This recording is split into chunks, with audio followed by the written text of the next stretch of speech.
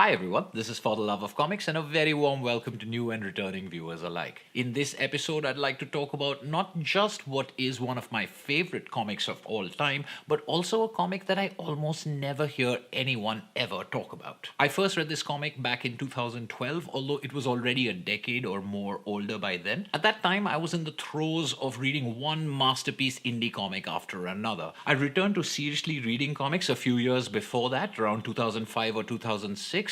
And I'd started with DC and Marvel masterworks like Kingdom Come, Marvel's The New Frontier, and others, and then dived into the Vertigo stable, of which I read many series, many old classic ones, as well as new and contemporary ones. From there, I had discovered Fantagraphics, Drawn and Quarterly, and Humanoids, marvelous indie publishers who'd been around for a long time with an extensive backlist, and also started discovering other publishers, including Slave Labor Graphics, whose 90s series included Dork and Milk and Cheese by Evan Dorkin and Johnny the Homicidal Maniac. It was in going through Slave Labor Graphics' list that I came across and somehow acquired, till this day I don't remember exactly how, this old, tattered 2002 trade paperback of Sparks, an Urban Fairytale written and drawn by Lawrence Marvit. Quite simply, Sparks is one of the most textured, elegant, emotional, and heartbreaking comics I have ever read.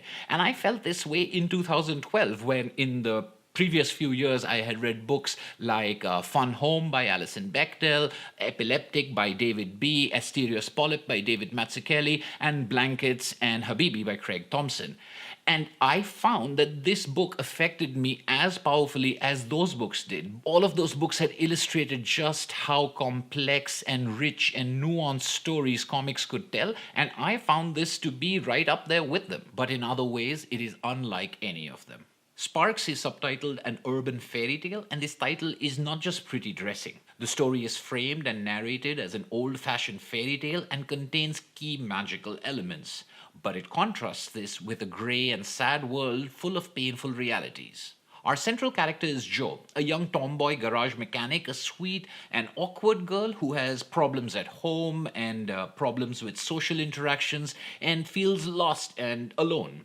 She's a whiz at machines, and one night in the garage where she works, she builds a large mechanical man out of scrap parts. Her creation, her ideal man, gets struck by lightning and comes to life, and the story unfolds from there. Jo teaches this man she has built language and then about people and their lives, and the innocent and pure manner of the metal man starts affecting the way that Jo looks at her own life. The metal man also secretly befriends a young child in the neighborhood whose King Arthur inspired playing gives him the name Galahad.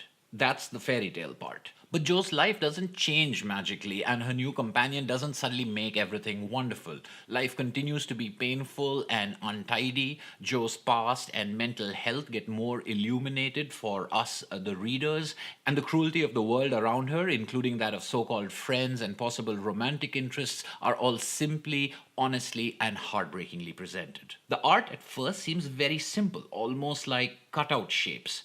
But as the story, the characters, and their lives become more and more clear, as you get an idea of how every single person has their pains and issues and problems, the book becomes like a mirror reflecting to us the messy life of everyday struggle. Because the art is deceptively simple, we easily slip into the lives and the skins of these characters and follow them naturally from moment to moment. Still, it's also full of detail, especially in the characters and their expressions, their dialogue, and their behavior. When reading through this book, you can spot all the different tropes at play over here. You've got Pinocchio and Frankenstein and Pygmalion in the creation story. You've got the suffering of Cinderella. You've got the heroics of Arthurian knights and superheroes.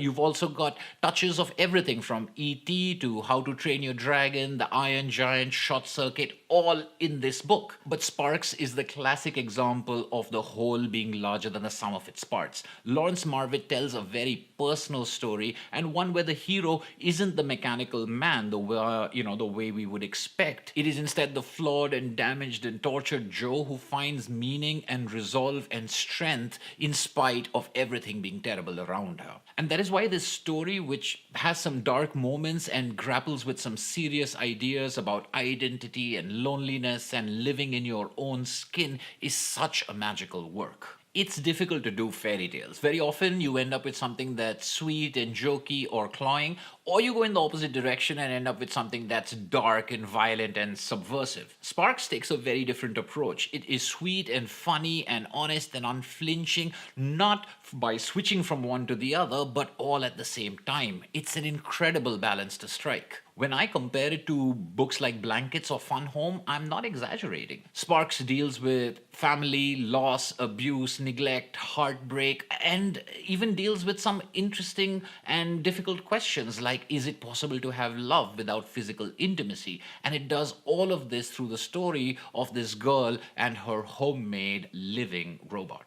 There's a lot packed into this book. Every page is brimming with life and what it can throw at you, but it's done with such simplicity, with such grace and so much ease that you don't even realize what kind of a story you're reading until you get to the end, and then you're left with this booming echo that for me lasted for a couple of days. There's only one problem really. As I said, this is not a book that many people have heard of. It never set any sales records. In fact, it was originally published serially in single issues, but we only got 5 of them, after which they stopped, probably because they weren't selling very well. After these 5 issues, over 170 pages were then added to make this 400 plus page trade paperback. Unfortunately, this didn't sell any better apparently because it was never reprinted and is currently out of print and kind of hard to find. You can find used copies on Amazon whose prices range from the okay to the kind of high, and brand new copies are quite expensive and rare. Now you could ask that what was the point of making such a big deal of this book if we can't even just go and pick it up that easily, and I apologize for that. But there are 2 main reasons.